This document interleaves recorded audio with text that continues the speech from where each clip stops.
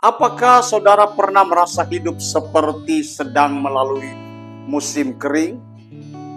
Doa terasa kering, usaha tidak menghasilkan, pelayanan sepi, hubungan terasa hambar, seperti tanah yang retak karena panas.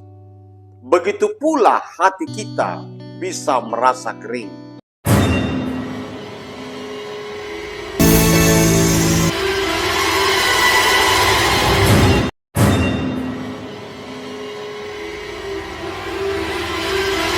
Haleluya. Selamat pagi Bapak Ibu Saudara yang dikasihi Tuhan Yesus Kristus. Bersyukur kita boleh bertemu kembali dalam program Pagi Bersama Tuhan di channel Oase Inspirasi. Judul renungan kita pagi hari ini, tetap berbuah di musim kering. Mari kita baca dalam kitab Yeremia pasal 17 ayat 7 sampai 8. Diberkatilah orang yang mengandalkan Tuhan, yang menaruh harapannya pada Tuhan. Ia akan seperti pohon yang ditanam di tepi air, yang merambatkan akar-akarnya ke tepi batang air, dan yang tidak mengalami datangnya panas terik, yang daunnya tetap hijau, yang tidak khawatir dalam tahun kering, dan yang tidak berhenti menghasilkan buah.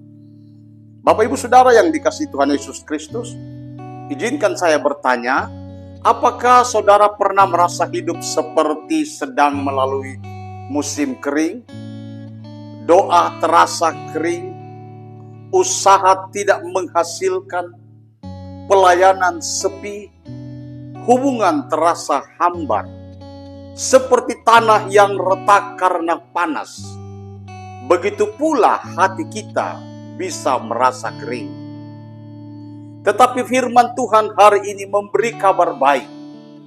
Orang yang mengandalkan Tuhan bisa tetap berbuah di musim kering.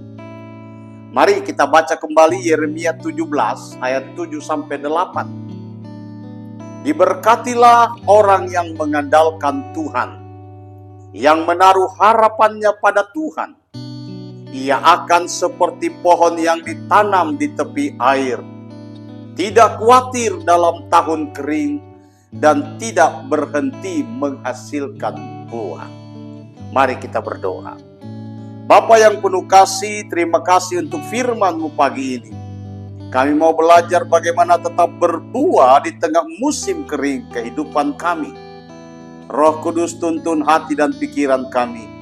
Dalam nama Yesus kami berdoa. Amin. Bapak Ibu Saudara, mari kita melihat bahagian demi bahagian. Bahagian yang pertama, realita musim kering. Hidup orang percaya tidak selalu musim semi. Ada waktu penuh berkat, ada juga waktu penuh tantangan. Musim kering rohani, saat doa terasa hampa, firman terasa sulit dimengerti. Musim kering ekonomi, saat usaha gagal, pekerjaan seret, keuangan menipis. Musim kering relasi, saat persahabatan renggang, keluarga penuh konflik. Musim kering adalah realita, tetapi bukan akhir dari sebuah cerita. Bahagian yang kedua, rahasia tetap hijau. Nabi Yeremia memberikan gambaran orang yang mengandalkan Tuhan ibarat pohon yang ditanam di tepi air. Yang pertama, akar yang dalam. Pohon itu merambatkan akarnya ke tepi batang air. Artinya, orang percaya harus menancapkan akar rohaninya dalam-dalam pada firman dan doa. Yang kedua, tidak terpengaruh pada panas terik.